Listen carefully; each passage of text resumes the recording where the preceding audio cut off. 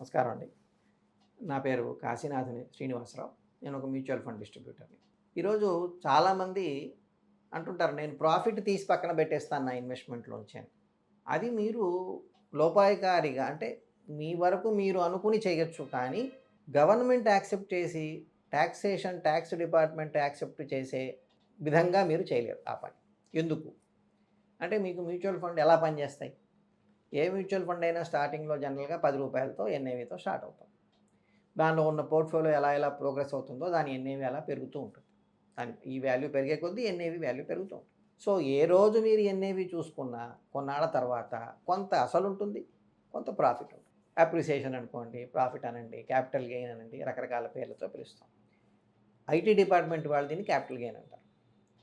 So, నేను ఒక రూ. 1,00,000 పెట్టాననుకోండి, 5 ఏళ్ల తర్వాత అది 6 ఏళ్ళకో, 7 ఏళ్ళకో ఒక 2,00,000 అయిందనుకుందాం. ఈ 2,00,000 అయితే ఇప్పుడు నేను ఆ 2,00,000 తీసేయాలి అంటే, నా రూ. 10 ఎన్ఏవి నేను స్టార్ట్ చేసినప్పుడు ఉదాహరణకి చెప్తున్నాను. స్టార్ట్ చేసింది రూ. 10 అనుకోండి. ఇప్పుడు అది రూ. 20 అవుతుంది. సో, నేను తీయాలంటే నేను ఓన్లీ ప్రతి యూనిట్‌లో ఉన్న ఆ రూ. 10 గెయిన్‌ని తీసి పక్కన పెట్టుకోలేను. చాలామందికి అలవాటు ఉంటుంది. గెయిన్ పక్కన పెట్టేసుకుంటాం. లేకపోతే గెయిన్ మట్టుకు ఉంచేసి అసలు తీసేసుకుంటాను. నాకు ఇంకా రిస్క్ లేదు. ఓన్లీ గెయిన్ అక్కడ ఉండిపోతుంది. అది తగ్గినా నాకు ఇబ్బంది లేదు అనుకుంటారు. అది మీరు చేయలేరు టెక్నికల్‌గా మ్యూచువల్ ఫండ్‌లో. ఎందుకు చేయలేరంటే మీరు తీయాలి అంటే యూనిట్‌లో గెయిన్ పార్ట్‌ని పక్కన తీయలేరు. లేదా అసలు పార్ట్‌ని పక్కన తీయలేరు. అర్థమైందనుకుంటున్నాను మీకు. సో, మీరు ఎంత అమౌంట్ కావాలనుకుంటున్నారో దానిలో ఎన్ని యూనిట్లు తీసేస్తే మీకు ఆ అమౌంట్ వస్తుందో అన్ని యూనిట్లు తీసి మీకిస్తారు. సో, దాంట్లో ఖచ్చితంగా కొంత గెయిన్ ఉంటుంది. సపోజింగ్ మీరు ఆ 2,00,000లో రూ. 1,00,000 తీసేశారనుకోండి. అప్పుడేం జరుగుతుంది? దాంట్లో రూ. 20లో రూ. 20 చొప్పున మీకు ఎన్ని యూనిట్లున్నాయి? 10,000 యూనిట్లున్నాయనుకుందాం. 10,000 యూనిట్లలోంచి మీరు 5,000 యూనిట్లు తీసేశారు. 5,000 యూనిట్లు ఇంటూ 20 లక్ష తీసేశారు. సో, ప్రతి యూనిట్‌లో సగం మీకు ప్రాఫిట్ ఉంది, గెయిన్ ఉంది, సగం అసలుంది. సో, గవర్నమెంట్ ఎలా చూస్తుంది? ఐటీ డిపార్ట్మెంట్ ఎలా చూస్తుందంటే రూ. 50 క్యాపిటల్ తీశాడు. దాని మీద టాక్స్ లేదు. మిగతా రూ. 50 ప్రాఫిట్ తీశాడు. ఇది టాక్స్ ఉందా లేదా అని చూస్తారు.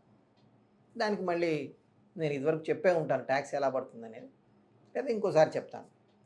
సో, ఇలా ఉంటుందన్నమాట. అందువల్ల మనము దీనిలో అడ్వాంటేజ్ కూడా ఉంటుంది. కొంత డిసడ్వాంటేజ్ కూడా ఉంటుంది. అడ్వాంటేజ్ ఏంటి అంటే దీని మీద టాక్స్ చాలా తక్కువ.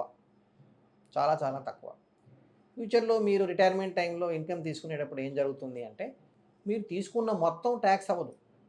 మీకదే పెన్షన్ ఉందనుకోండి. మీరు లెట్ అస్ సే ఒక గవర్నమెంట్ డిపార్ట్మెంట్‌లోనో ఎక్కడో పని చేశారు. మీకు పెన్షన్ వస్తోంది. పెన్షన్ మొత్తం టాక్సబుల్. పెన్షన్ బదులుగా మీరు మ్యూచువల్ ఫండ్ నుంచి పెన్షన్‌లాగా తీసుకునే దాన్ని ఎస్‌డబ్ల్యూపీ అంటారు. Systematic withdrawal plan. దాంట్లో మీకు కొంత భాగం క్యాపిటలు, కొంత భాగం ప్రాఫిట్. ఆ ప్రాఫిట్ మీదనే అది ఒక లెవెల్ దాటితేనే మీకు టాక్స్ పడుతుంది. సో, ఆ విధంగా మీకు కలిసొస్తుందనమాట.